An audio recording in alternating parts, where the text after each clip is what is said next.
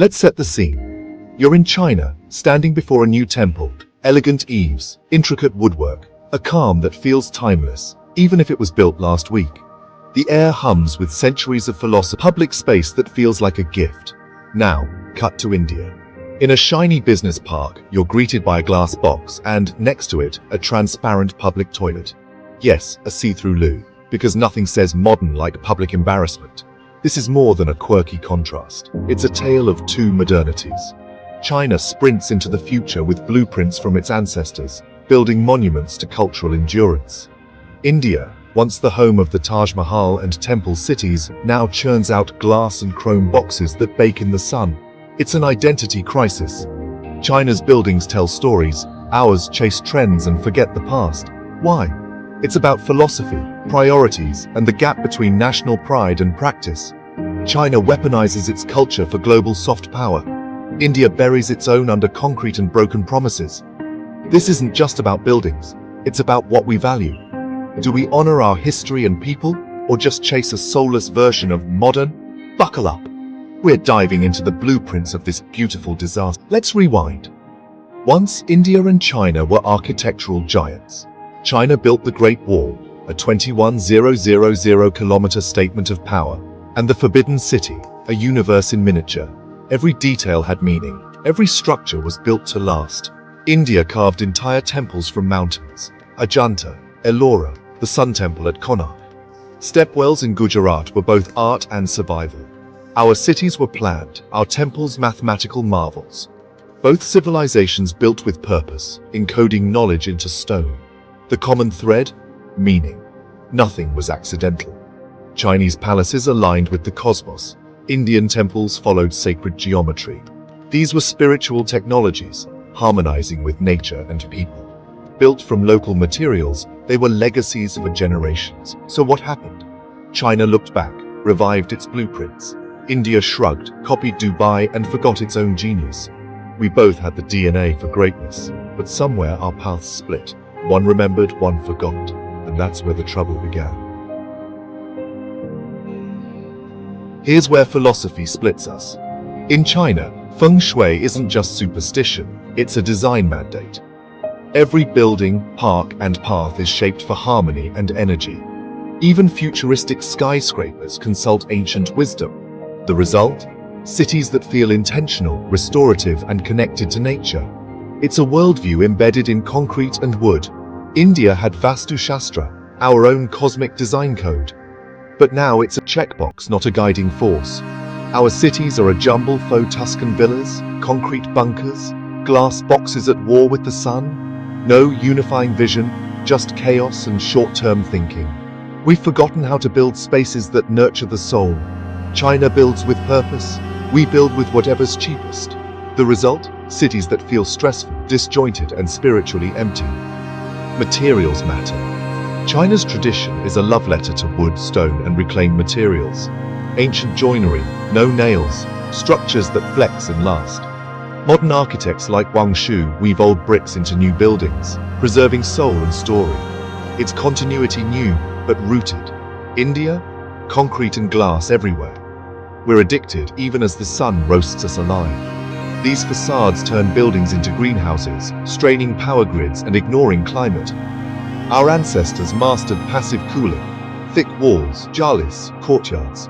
We've trashed that wisdom for disposable, ill-suited materials. Concrete and glass boxes stain, crack, and age fast. We're building a future designed to be demolished. China's materials ground its buildings in culture. Ours? They erase it. The message is clear. One builds for legacy, the other for landfill. Which future do we want? A city's soul lives in its public spaces. China invests in parks, plazas, and riverfronts, meticulously planned, blending tradition and modernity. These are social infrastructure, not afterthoughts. People use them, cherish them, feel pride. In India, public spaces are neglected. Broken benches, patchy grass, stray dogs, and stagnant ponds. Our rich tradition of bazaars, temple courtyards, and ghats is forgotten. Instead, we build gated communities and flyovers that slice neighborhoods apart. Public life is privatized. The real public realm decays. The result? Cities that feel fragmented. unsafe, and joyless. China's public spaces unite, ours divide. We've lost the art of building for people. It's time to reclaim it. India loves the smart city buzzword. Apps, Wi-Fi, tech everywhere. But we're building smart cities full of dumb buildings, glass boxes that ignore climate, culture, and context. These global designs could be anywhere, and so they're nowhere. Our tech parks need constant air conditioning, even as power grids strain. Luxury high-rises seal us off from vibrant street life. This isn't smart, it's denial. China, meanwhile, blends old and new, restoring historic neighborhoods, embedding tech in culturally rich spaces. Their smart cities are both advanced and deeply human. Technology is a tool, not a soul. A truly smart city uses tech to enhance heritage and livability. We need to build cities that are both smart and meaningful. How did we, the land of the Taj Mahal, end up with soulless concrete boxes? Colonialism played its part. British styles replaced our own, and we learned to look west for inspiration. After independence, modernism took over. Chandigarh became the model break from tradition, erase history. Economic liberalization brought developers who valued speed and profit over culture. Cheap, generic designs became the norm. Architects supplied them, the public accepted them. Quality and creativity were sacrificed for cost. Our built environment is shaped by accountants, not visionaries. We've forgotten our architectural legacy, living in a cardboard box while sitting on a treasure chest. It's not just bad design, it's a failure of confidence and pride. We can do better, but first, we have to remember who we are. The ghost of Le Corbusier still haunts us. His machines for living model, zoned, car-centric cities, clashes with India's dense, walkable traditions. Corruption, weak regulations, and outdated education prop up this flawed system. Building codes are ignored, mediocrity is rewarded, and innovation is stifled. Architecture schools teach Western models, not Indian realities.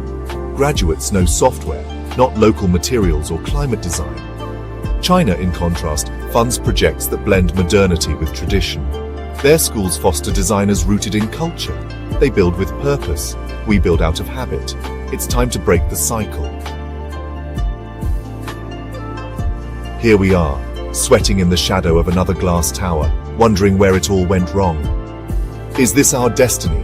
Glorious past, generic future? It doesn't have to be. Seeds of revival are sprouting. Architects and citizens are rediscovering tradition, demanding better cities. We need a mindset shift, heritage as inspiration, not museum piece. Teach Vastu alongside engineering, reform codes for sustainability.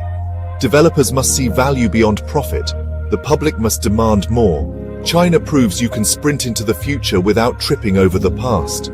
Modernity and tradition can be allies. This is about self-respect and reclaiming our narrative. We can keep building forgettable cities, or draw from our deep well of wisdom. Build with soul, purpose, and pride. The question isn't can we do it, it's will we?